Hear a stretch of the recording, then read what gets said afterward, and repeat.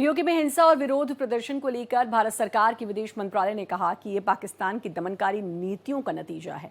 पाकिस्तान को अब मानवाधिकार उल्लंघनों का जिम्मेदार ठहराया जाना चाहिए। इसी को लेकर देखिए national affairs editor Krishna Mohan Sharma की एक खास रिपोर्ट।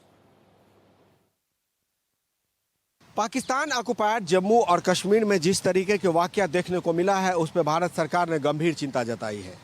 विदेश मंत्रालय के प्रवक्ता रणधीर जायसवाल ने कहा कि जिस तरीके से वहां पर मानवाधिकार का उल्लंघन हो रहा है, उसके लिए सिर्फ और सिर्फ पाकिस्तान को जिम्मेदार ठहराया जाना चाहिए।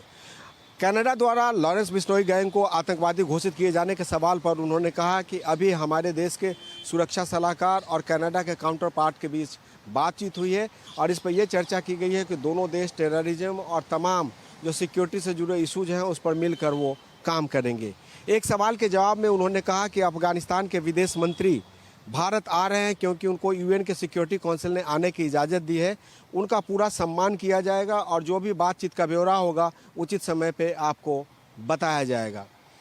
रणधीर जायसवाल ने कनाडा और पाकिस्तान से जुड़े तमाम सवालों का जवाब देते हुए उन्होंने कहा कि पाकिस्तान में जिस तरीके की गतिविधियां चल रही हैं या पाकिस्तान ऑक्युपायड जम्मू कश्मीर में जिस तरीके से सेना के लोगों ने वहां के आम नागरिकों के साथ बर्बरता की है, वो निश्चित तौर पर निंदनीय है और उसके लिए पाकिस्तान को इस बात की जवाबदेही लेनी चाहिए और पूरे विश्व को ये बताना चाहिए कि आखिर उनके यहाँ ऐसा क्यों हो रहा है, क्या परेशानी है।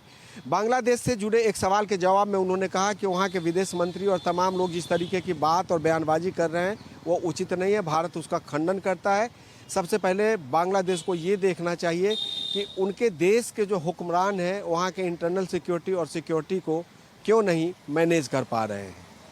जाहिर सी बात है कि कमी उनके अंदर है और अपनी कमियों को छिपाने के लिए दूसरे पर आरोप लगाते हैं। वीडियो जर्नलिस्ट रमेश राय के साथ कृष्ण मोहन शर्मा, भारत एक्सप्रेस, दिल्ली।